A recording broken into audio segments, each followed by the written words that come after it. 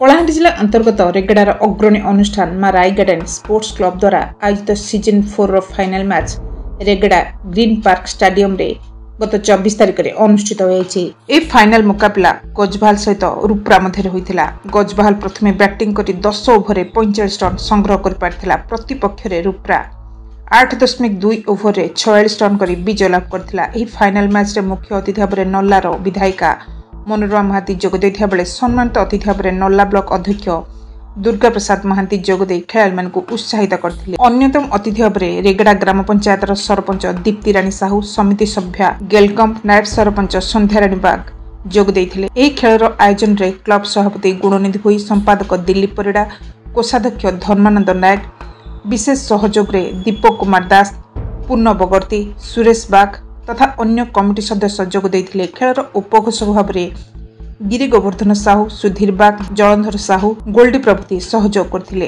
Bureau report Odisha mobile TV.